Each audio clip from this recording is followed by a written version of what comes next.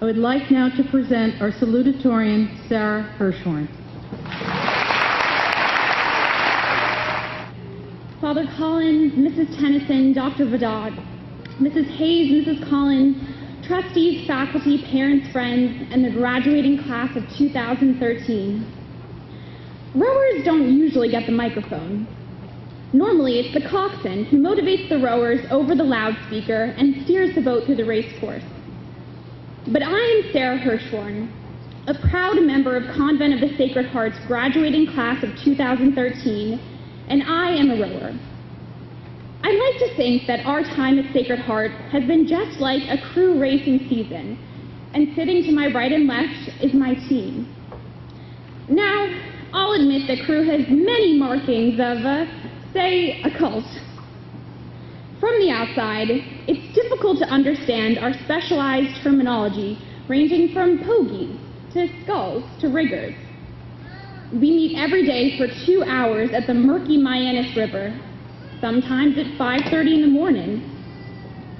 For special occasions, we even wear skin-tight hunter green bodysuits. And when we receive our diplomas, our calloused handshakes are going to be a little rougher than most.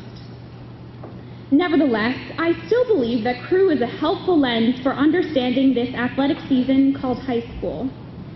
Our daily homework assessments have been the core strengthening exercises.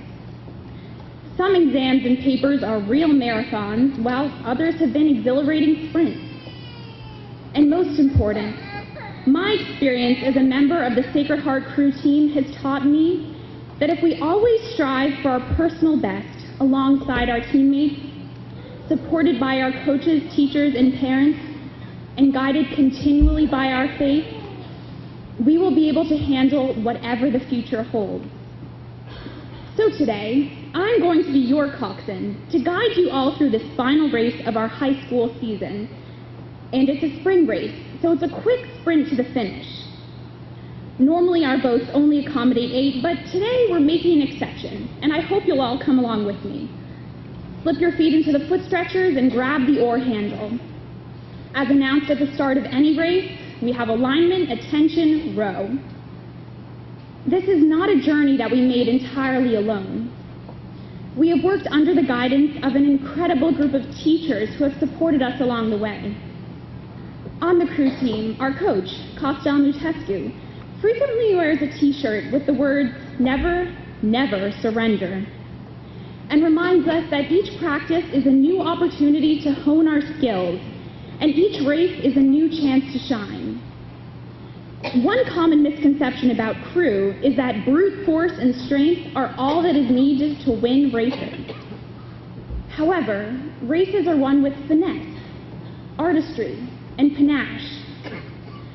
So too do our teachers present us with the fundamentals, so we will be able to explore the nuances of true mastery. So thank you, teachers, mentors, and coaches, for the high fives you gave us for a job well done, and for all the helpful suggestions when we needed to improve. And of course, we cannot forget about our parents who made this adventure possible. 14 years ago, my parents decided to invest in a Sacred Heart education and have supported me every day since. Driving 4 hours to a crew race, only to see a 5-second glimmer of the boat passing by, may not seem like a worthwhile trip. But it is one I am so grateful my dad has made time and time again. And he is already planning to fly all the way out to Stanford to watch me race with my new teammates. Our parents never cease to offer their encouragement and words of wisdom. As a fellow Sacred Heart woman, my mother is particularly qualified to give great advice. I will never forget the day in the 4th grade when I sat down to complete my paper on the endangered black-footed ferret. I was in a blind panic with only 23 days before it was due. When my mother said that she could plan a royal wedding in 23 days, I relaxed and realized the importance of chipping away at long-term goals.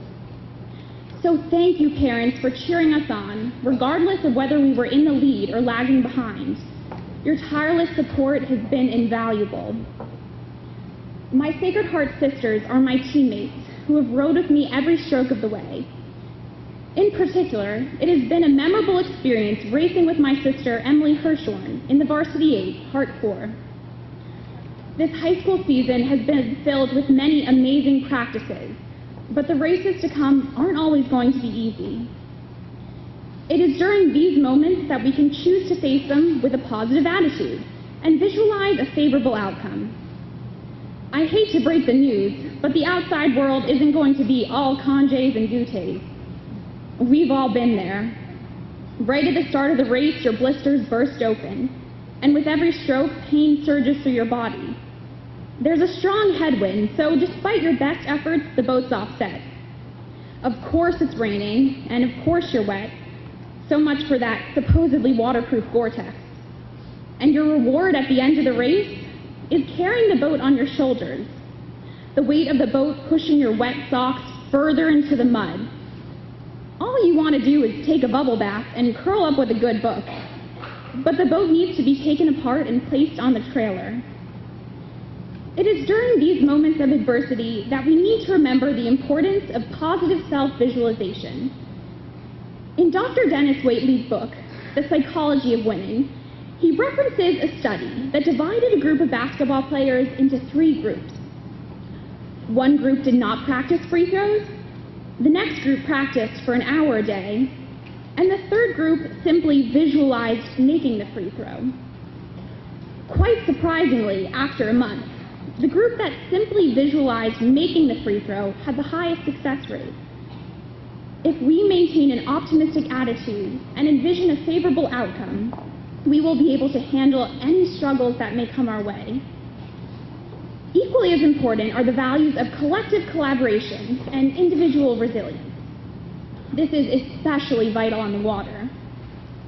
Before my grandfather taught me how to row when I was 8, I had always heard about rowers catching crabs.